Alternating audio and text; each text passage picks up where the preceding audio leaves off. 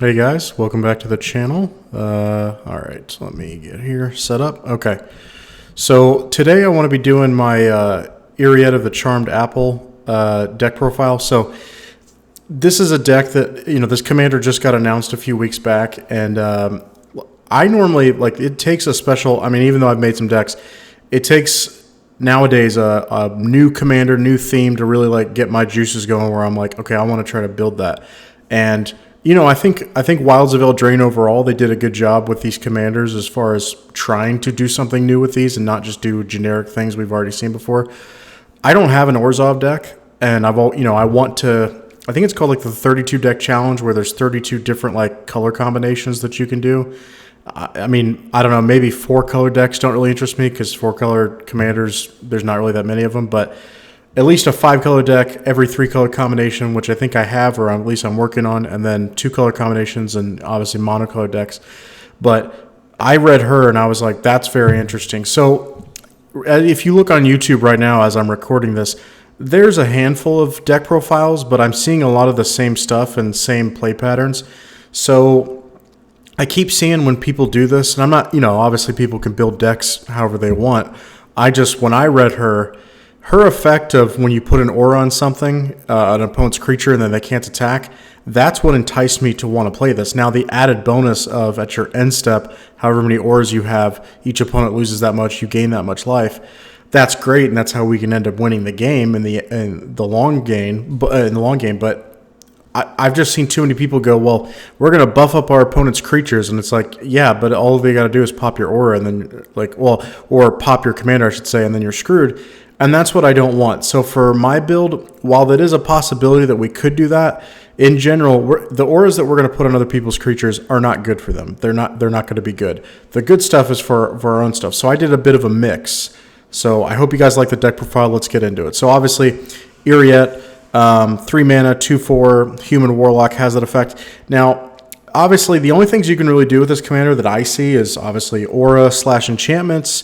You can do life gain. I don't foresee anybody turning this into a human tribal deck or a warlock tribal deck. I don't know. Maybe someone can find something cool. Okay, so the artifacts, we'll start with those. There's only 4 of them. Alhamret's Archive, we want to be able to gain twice as much life. And card draw is limited, obviously, because we're not running green or blue, or red for that matter. So card draw is important, so if you have Alhamret's Archive, at least whenever you do get the chance to draw an additional card, Alhamret's Archive is giving you double that value. If we didn't have life gain in this deck, we probably wouldn't run Alhamret's Archive, but we do. Jet Medallion, Pearl Medallion, for me, those are staples. If the way I do it is if my commander has a colorless number that I can reduce, I'm going to run the medallions if it's in their colors.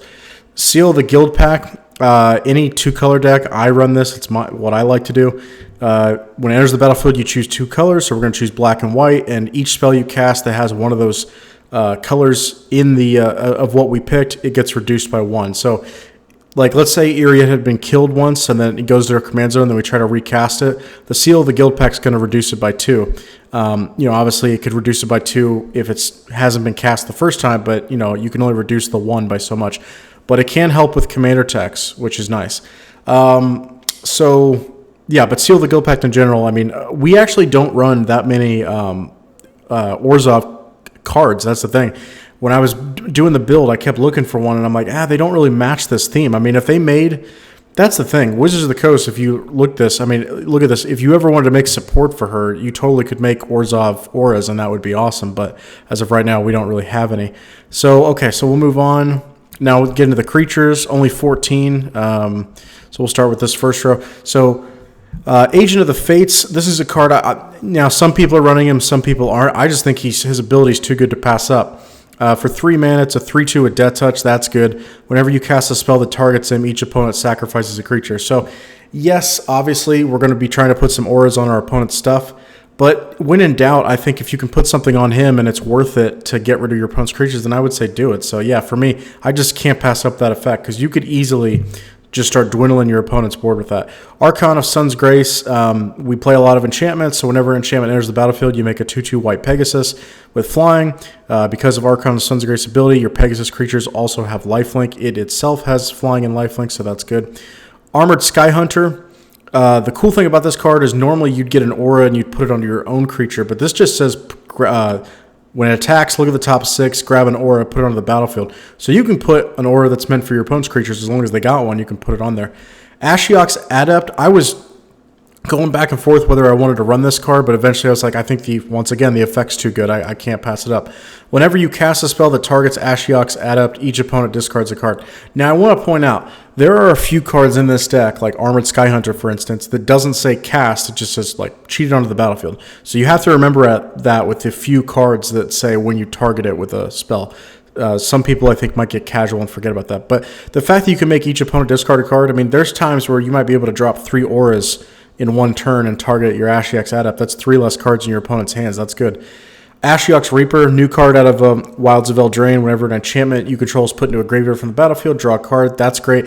And I honestly think that's a great card, even though it's looking like it's sitting around 21 cents. I think that's going to end up going in a decent amount of commander decks that at least have some enchantments that run black. Blood Scrivener, this is a card that I use in my Torwaki deck. It's one of the only cards I've seen that I really like, where if you're running black and let's say you don't have the main draw color, like, blue, green, you don't have those at your disposal, Blood Scrivener can help you out. If you would draw a card while you have no cards in hand, instead draw 2 cards and you lose a life. So there's a lot of times, because we run a lot of, in my build, there's a lot of cheap auras, a lot of 1-drops. So you can run out of cards in your hand pretty quick. So that's why I like him. For 2 mana, good effect. Celestial Ancient, this is a card that I ran in my Bant deck, which I haven't put that on the channel because I'm still working on rebuilding it. But I think it's a card, it's hard to pass this up. Whenever you cast an enchantment spell, put a +1/+1 on each creature you control. Well, we're going to be casting a lot of enchantments, so that's going to, basically, it's an enchantment version of Cathar's Crusade, basically, where, we're not putting a ton of creatures onto the battlefield and having those trigger, but we're going to be casting a lot of enchantments. Okay, Graceblade Artisan, this is a card that I don't think you see many people, throwing in this deck, but if you're running a lot of auras and you're going to be running ones to enchant your own creatures, Graceblade Artisan's awesome. Look, I like this card just because I think it looks like Mace Windu. I mean, it's a girl, I'm pretty sure, but I just think it looks cool with its lightsaber. That's what I always see it as. I see it as a purple lightsaber, but it gets +2/+2 for each aura attached to it. Okay, Hero of Iroas, I think is his name. Aura spells you cast cost 1 less to cast, and then he also has Heroic. Whenever you target him, put a +1/+1 on him. So I ordered him, but I don't think I'm putting him in here. He's not in the build right now. Keen Duelist, I think is the guy's name, from Strixhaven. He says spells that you cast that target a creature cost 2 less. Now that's a really good effect, and in the future I might put him back in. But I thought about it and I was like, well, we do run some auras that are not targeting a creature, they target a person, because I have some curses in here. And Hero will at least still reduce those costs. The Keen Duelist won't. Core Spirit Dancer has to be a staple in here. Whenever you cast an aura spell, draw a card, and then it also gets +2/+2 for each aura attached to it. Light Paws, I mean, I was already thinking this without watching anybody else's content. Not that that's a genius thing, obviously. I think it's pretty obvious, but Light Paws is just that good. And the fact that it doesn't say whenever you cast an aura and it's on one of your creatures, it just says whenever an aura enters your battlefield if you cast it. So us putting auras on our opponent's creatures, Light Paws will still trigger, which is awesome. Mesa Enchantress, whenever you cast enchantment spell, draw a card. Phalanx Leader, at first I put him in here, then I took him out, then I thought about it, and I was like, no, I want him back because he's pretty cool. Whenever you cast a spell that targets Phalanx Leader, put a +1/+1 on each creature you control. Now, I just want to say, because you haven't seen everything yet, one of my favorite things about Commander, and when I look at a certain Commander and I go, do I want to build this card? It's how many cards do I get to use that I don't normally get to use in any other deck? And so there are some staples that most people might run instead of, like, let's say, Phalanx Leader. But for me, he's a cool looking card, and I'm like, yeah, I could make that work in this deck, and I'd rather use that than use, like I said, staple cards that I run in other stuff. Starfield Mystic, your enchantments cost 1 less to cast, and if an enchantment hits your graveyard from the battlefield, put a +1/+1 on it. Okay, that's it for the creatures. That's the 14 that we had, and then let's get on to the enchantments. It's a lot of them. Okay, first we got All That Glitters. Gets +1/+1 for each artifact and or enchantment you control. Angelic Gift, great in aura in my opinion. Enters the battlefield, you get to draw a card, so it replaces itself and then gives something flying. Aspect of Gorgon, this is one of my last additions that I put in just because I found that with Light Paws especially, I'd run out of auras that I'm like, what's stuff that I want to put on my creatures? And giving something +1/+3 and has Death Touch is really good. Obviously, if you ever had your commander out and you got into the situation where you wanted to, prevent your opponent from attacking you, you could definitely put that on, and then that way, if your other opponents wanted to attack that person, or if that person wanted to attack one of your other opponents, the Death Touch is just kind of help you out because more creatures are going to die. But in the end, like, I'm just thinking about it. Well, all I got to do is put Aspect of Gorgon on, one of my creatures, and then I have other stuff that gives it indestructible. And then it's like, well, no one really wants to attack you unless they got a big board, which with our deck, hopefully we can stop them from doing that. Boon of the Spirit Realm, I think this is literally the last card that I just put in here the other night. Whenever it or another enchantment enters your battlefield, put a blessing counter on it, and then creatures you control get +1/+1 for each blessing counter. So what I like about this card is you wish it would, obviously it doesn't say whatever enchantments you currently control get that much, but it's nice that if you, play it and then you start just, dropping some auras on your opponent's creatures or your own stuff, it's just nice that you're going to get that payoff. Even if those auras go away, you're still going to get the buff, which is nice. Boon Reflection, because it's a life gain deck and it's an enchantment, if we gain life, you gain twice that much. Celestial Mantle, I've wanted to put this card in a deck for a while, and I run it in my Earl the Miststalker deck, but it's one of my favorite auras, and the fact that it's in white and it works with these strategies. +3/+3, whenever enchanted creature deals combat damage to a player, double its controller's life total.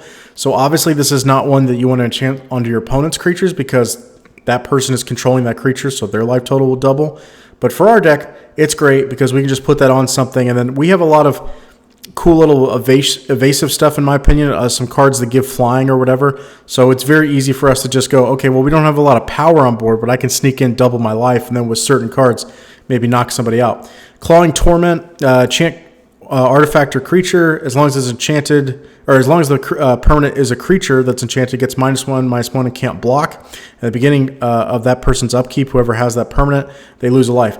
So the main thing that I like with the 1-drops is I want you to do something impactful. So I was going to run a few of them that just say, like, when they come in, draw a card, so it replaces itself. But the effect that's on the aura doesn't do a whole lot. Like, Scorch Mark's one of them. And I still might run that card maybe sometime in the future if I notice I don't have draw power. But for right now, I'd rather have these cards do something. And for me, if I can put a 1-drop aura onto an opponent's creature and say, okay, well, you can't attack me because I have my commander out, but you also can't block, which means that, like, if their creature can't block and they can't attack me, well, what's the point of having that creature? They're going to start swinging at our opponents. That's what's going to get the effect that we want of basically stopping our opponents and saying, hey, hit the other guy because you can't hit me. If it can't block, then it's going to not serve a purpose as long as it's out there, so they might as well run it into somebody else. Okay, next we got Crippling Blight, kind of the same thing. For 1 black, enchanted creature gets -1/-1, can't block. Like I said, you'll notice a pattern. Curse of Deathhold, that's the first curse that you guys are seeing. By the way, I don't run that many curses, and I took out Curse of Misfortunes for the fact of, I'm only running 3 other curses, and I just don't feel like that's enough to really warrant a Curse of Misfortune, because it's going to take a long time. I'm like, I'd rather just not run it and deal with what I got. So Curse of Deathhold, enchant player, that creatures get -1/-1. That player's creatures get -1/-1. That's a great combo with another curse you guys will see in a second. If anyone's familiar with curses, you'll know where I'm going. Curse of Exhaustion, enchant player, they can't cast more than 1 spell each turn. That can be helpful depending on who you're doing that to. Darksteel Mutation, I've wanted to run this in a deck for a while. Not that, obviously it can go in any white deck, but I look for synergies when I try to run cards, and finally I have a deck that I'm like, yep, this works. Deadweight, there's a few cards that have a deadweight effect. There's one that came out in Crimson Vow last year, but Deadweight's just the original, and I just always like the artwork for it, so I'm like, yeah, I want to run that. Chant creature gets -2/-2. Demotion. Chant creature, that creature can't block and its activated abilities can't be activated. Once again, just hindering our opponents where it's like, yeah, if I got my commander out, this isn't going to do a whole lot for you. And it helps, like I said, if we give something Celestial Mantle and the people that we've enchanted, their creatures all can't block, that's really good for us. Fallen Ideal, the enchanted creature has flying, and then you can sack a creature to give it a +2/+1 buff until end of turn. I don't see us really sacking a whole lot in this deck, but just giving something else flying. But the main cool thing is if it hits the graveyard from the battlefield, I can just bring it back to my hand. So it's nice that I'll still have that. Okay, we got Ghostly Prison. Y'all know what that does. Greed. Some people aren't high on this card, but like I've said before, your draw package is not all that big in black and white, so I think for Greed, the fact of I can play it, and Enchantment, I got some synergies there. I'll be gaining life, so I'm not concerned with the paying 2 life. But yeah, all it needs is 1 black, and I can 1 black to draw a card. That's a pretty good ratio, and there are going to be times where we don't have a whole lot to play, or I'm out of cards, you run out of cards. I think Greed is good for that. Griff Spoon, one of, if not the best aura in this deck. Enchant creature gets +1/+0 and flying. You can pay 4 and bring it back to your hand, I believe, from your graveyard to the battlefield. Yeah. Oh, attached target creature. You can pay 4 to put it back on a creature from the graveyard. That's really good. The main reason why I think it's one of the best is because this is a card with... There's not a whole lot of auras in here that we really want to put on either their stuff or our stuff. Griff Spoon, I'm like, I'm not giving you the game if I give your creature flying, you would think. So I don't mind Griff Spoon if, like, let's say I don't have a creature out and I get this card turn 1 and my opponent played something that's like, got to start like an aggro creature. I can be like, okay, Griff Spoon, and they might have flying temporarily against me, but then when I play with my commander, I'm like, all right, now be swinging to somebody else. But giving your opponent's creature flying, for the most part, not the end of the world. Guard duty, enchanted creature has defender. Once again, that stops them from attacking anybody, which is nice. So kind of just puts them in check, and for 1 mana, I can't really argue with that. Kaya's Ghost Form, you give it to one of your own creatures. Whenever that enchanted permanent would die, you exile this card, or is put in exile, you return it to the battlefield under your control.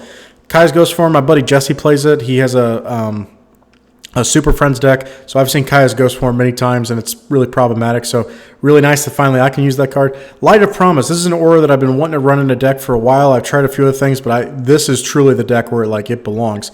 Enchant creature has, whenever you gain life, you put that many +1/+1 counters on this creature. This is one of the cards that can pump up any creature of ours, but I mean, you can do it to our commander, or you could do it to, one of the other creatures I showed you earlier, but just a great card. Minions return. It has flash for 3 mana. Enchant creature, whenever it dies, return to the battlefield under your control. Once again, this is a cool card where you could either enchant your opponent's creatures and go, okay, I'm going to kill that, and then I'll get it, which is nice. Or you could just give yourself a little extra insurance in case they get rid of one of our not say big creatures, one of our important creatures. If they get rid of it, then they're like, all right, well, I get it back, so all good. Overwhelming Splendor, this is the other curse that we're playing, or one of the other ones, but the one I mentioned earlier that goes well with Curse of Deathhold. Because the enchanted player's creatures lose all abilities and have base power, toughness 1/1. So if all their base power and toughness 1/1, you have Curse of Deathhold, then they just automatically die. They just disintegrate. Enchanted player can't activate abilities that aren't mana abilities or loyalty abilities. But yeah, Overwhelming Splendor. I tried running this in my Gen Arcanum Weaver deck, the curses, but I think that deck's just going to be something different, and I'm not ready for the deck profile yet. But moving on, Phyrexian Arena. I moved this over from Torwaki because I think it's better served here. Beginning of your upkeep, you draw a card, you lose a life. It's an enchantment, and I just think we need the card draw in this deck a lot more. And yes, I'm aware I could run it in both decks, but for me, I found something else that I want in Torwaki. Prison Term.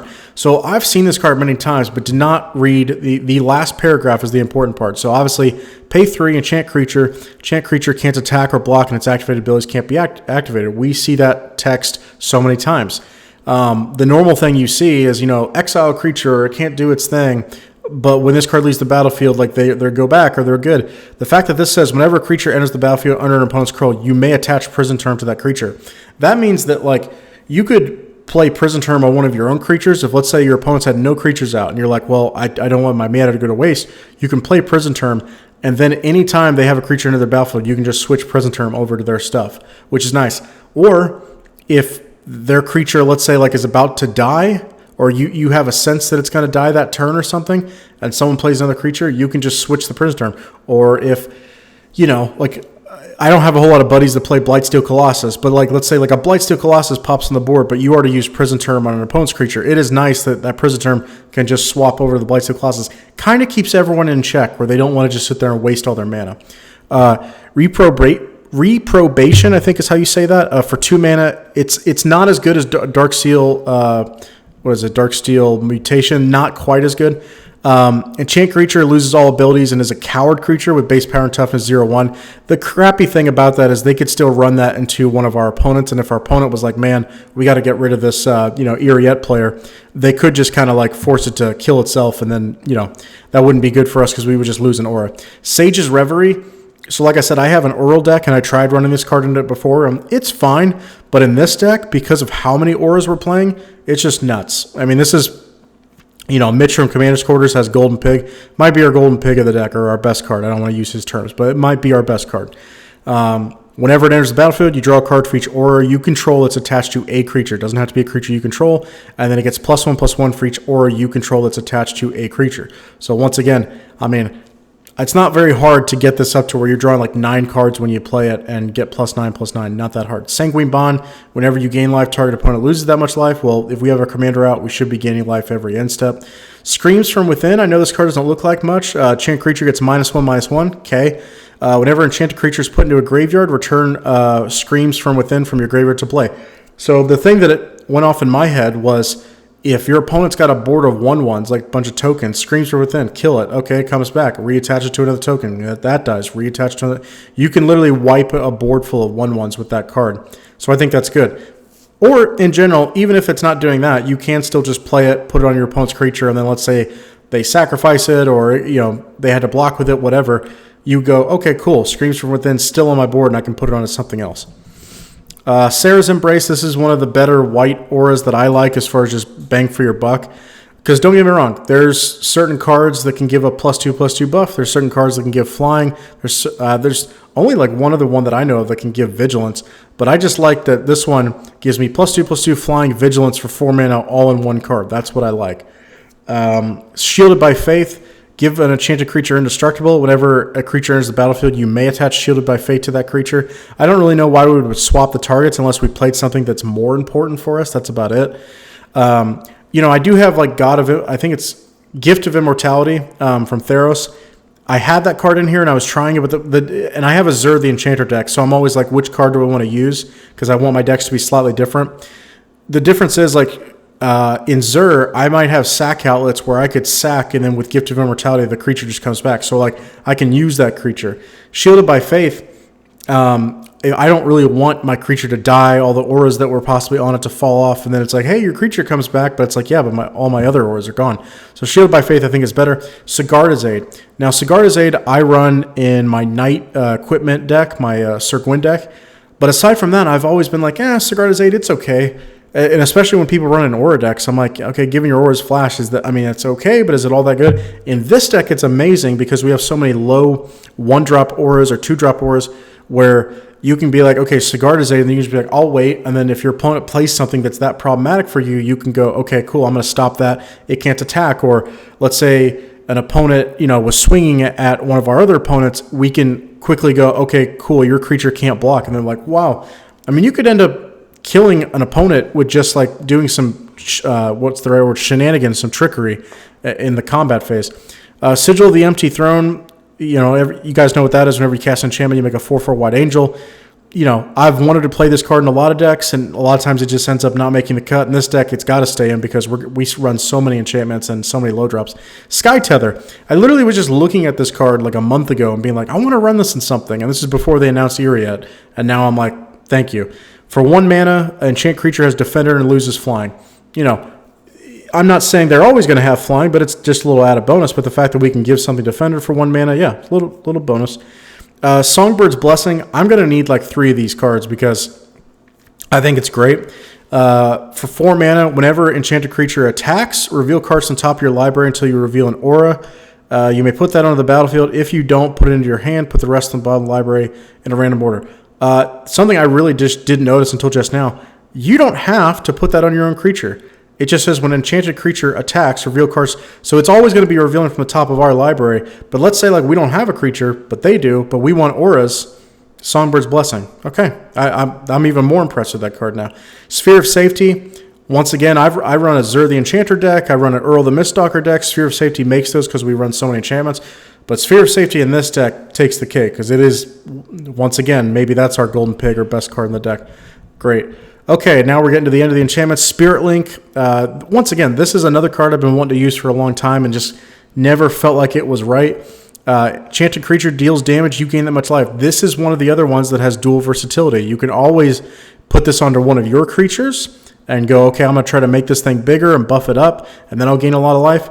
Or you give it to one of your opponent's creatures and go, okay, I mean, as long as I can survive the damage initially, whatever you deal to me, I'll just gain right back. And if you have something like Alhamret's Archive, then they really don't want to swing at you with that because it's like they're just going to give you double the life you had before, or double the amount of damage that you took. Spirit Loop, kind of similar. Enchant creature you control, so it can't be one of your opponents.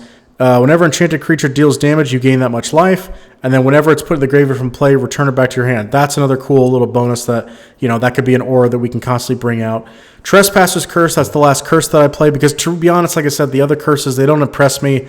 I don't, like, there's one of them that's like whoever you enchant at their upkeep, they're going to lose 3 life, sack a non-land permanent, or discard a card. Well, unless they're down to nothing, they're just going to say lose 3 life. And I'm sorry, for me, lose 3 life once a turn, not really all that good. Something like Trespasser's Curse, if I enchant a player, whenever a creature enters their battlefield, I gain 1 life, they lose 1 life. Now, there might be turns where that does nothing for me, but if I enchant that onto a token player, I'm kind of putting them at a disadvantage where unless they pop it, they really can't go off like they want to.